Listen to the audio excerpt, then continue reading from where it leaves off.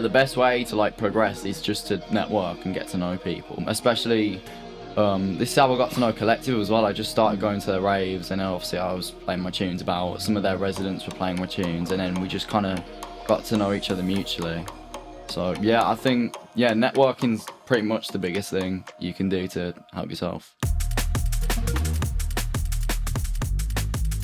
Alright guys, so welcome to a Ravers Guide Podcast. I'm here joined with Jaybee. How you doing, man? Not too bad. Good. So Good. First of all, I just want to start off by how did you get into the drum and bass scene? Yeah, so the first kind of, my first introduction to drum and bass was probably through Bassline. So like while I was in school, I listened to a lot of like Dark Sea, TS7, that kind of music. And then obviously I found a lot of drum and bass through that. So obviously, I think my first drum and bass tune I ever heard was obviously Mackie G Tour.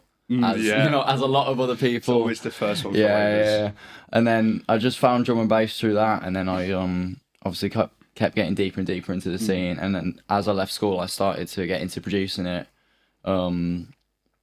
And yeah, I just kind of went from there. Yeah. Obviously, your big tune, everyone knows what it is. We've recently played at Boomtown about 1,000 times. That was insane. What did you think of that? Like, I couldn't even believe it. I wasn't even at Boomtown at the time. Oh, really? It was so like, the FOMO was insane. Like I was so pissed off I missed out. But yeah, I remember I was on holiday with my dad at the time, and I remember, I think it was Anoise that played it first on Origin stage, and I remember just sitting there and my phone just started blowing up, and I was getting calls from my mates that were there, and like everyone was trying to like get a hold of me. It's like, oh, I know he's played your tune on Origin stage. I was like, that's mad.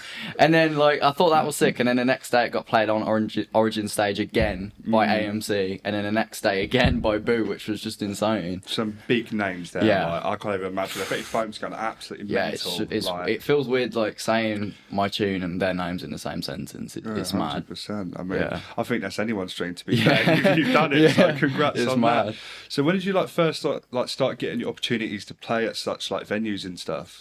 Probably give or take a year ago. I've not been say DJing for very, very long. Oh really? How long? I want to say give or take 2 to 3 years. Oh, okay. I started on production, and then I kind of moved over to DJing as I realised, if I want to do this, then I need to know how to DJ. But yeah, I started doing actual sets beginning of 2023. Okay. Well, do you remember where your first set was? It was in Coventry for one of the 16 plus raves down there. That was pretty good. So yeah, my first set was quite to a pretty big crowd, which was a great start. Oh. And then as I progressed, I did a few more local events, and then eventually Supersonics, which is the big Brum 16 plus event. And I still do that to this day just because those they're amazing. Yeah, I mean, that must be quite cool, especially starting off with a big audience on your first one. It felt weird. Yeah. I bet it must have. So looking back at your career, I mean, you've only been doing it 2-3 years. I mean, I didn't even know it was that long. That's really impressive. But was there anything along the way where you changed or something you do different?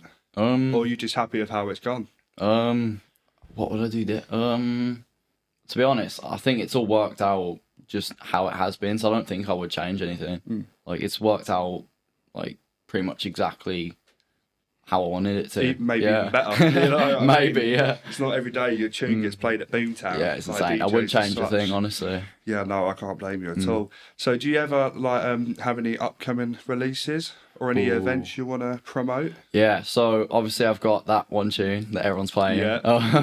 When's it coming?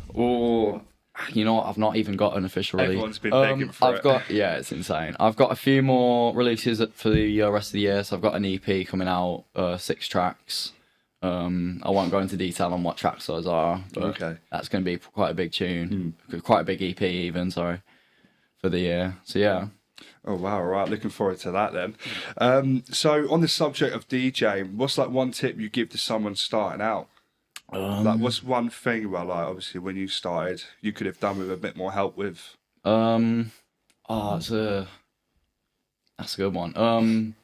Kind of learn how the scene works. So what I see from a lot of new DJs on TikTok, TikTok, Instagram, and so on, is they kind of don't really understand how certain things work, especially with tunes that are released and unreleased. You see a lot of small DJs, they've just got their decks and then they're just playing and blending rips off of SoundCloud. Yeah.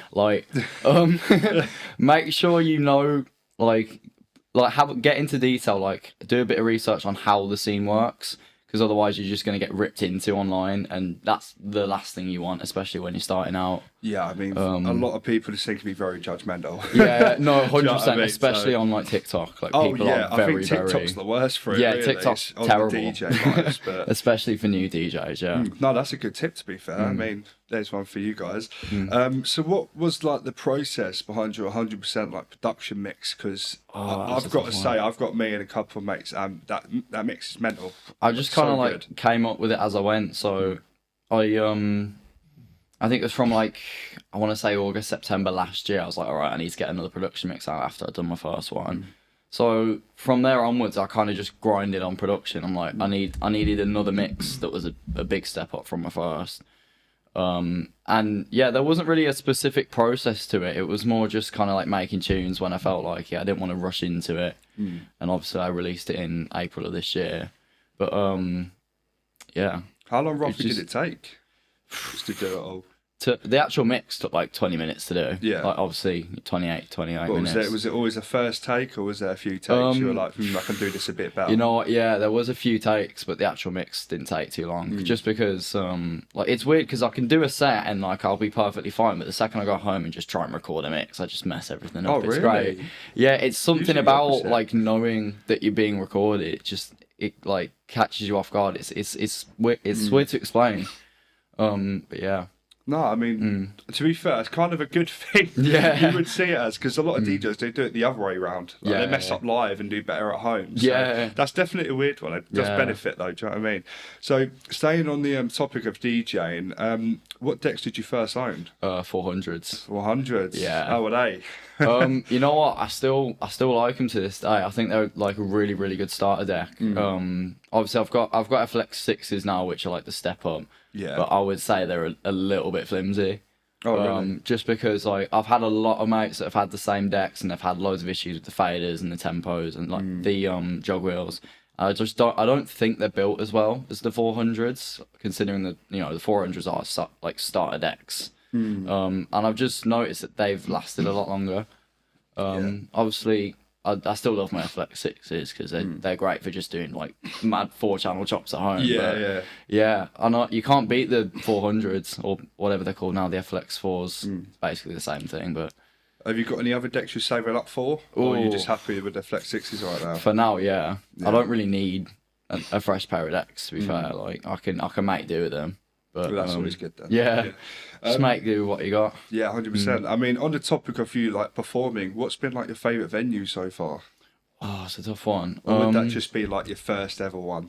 Nah, I wouldn't say it's my first one. I would say I feel like it's a bit of a basic answer, but Lab 11. Oh my god! Yeah. I tell you, everyone we've had on this podcast has said the exact same thing. And what's so good about Lab? Fill me in. It's got its like pros and cons, but I think the best part about it is just the kind of demographic that go to Lab 11. Like they have the best crowds out of like any venue I've been to. Like I play a tune and like where if I play a certain tune that I would play at another venue that wouldn't really get a reaction, every time I play it at Lab, they just scream at me. Like, the reactions are insane.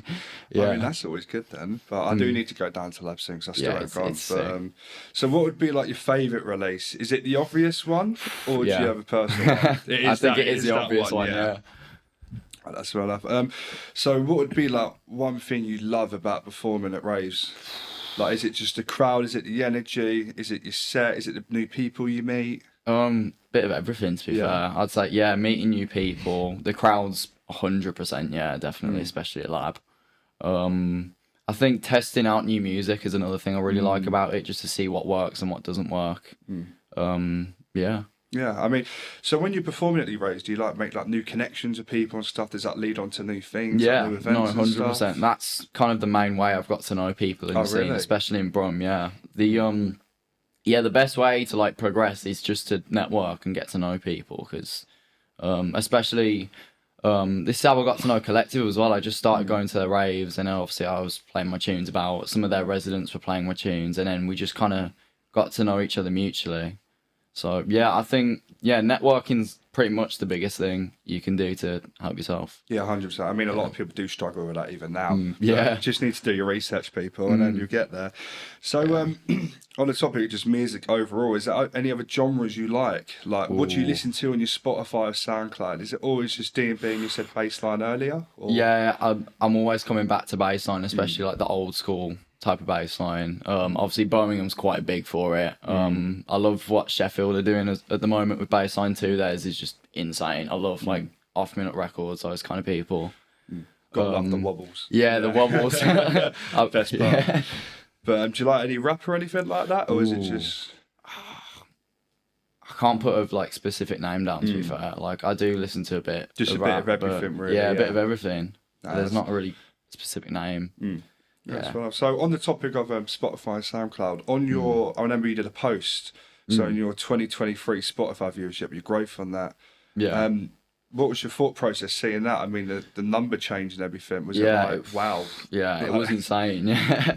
I mean, I started my Spotify like end of 2022, so I didn't really have something to compare to. So just seeing that number and like how I managed to achieve that in a year was insane. Obviously, I don't try to think too much about numbers because obviously it's not everything, but it's still just to see.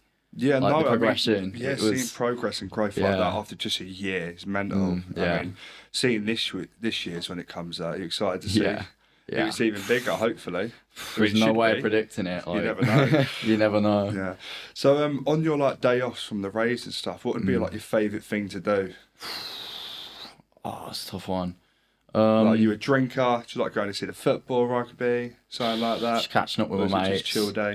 Yeah, chill day. Catching up with my mates. Sometimes I go over around my mate's house, make a few tunes. We have like a Discord that's me, Hubs, Riptide, GK, all them lot, and we all just kind of hop on and make tunes together. And that's, I found, out of everything I've done to try and progress in productions, that's where I've learnt the most, just from watching other people produce.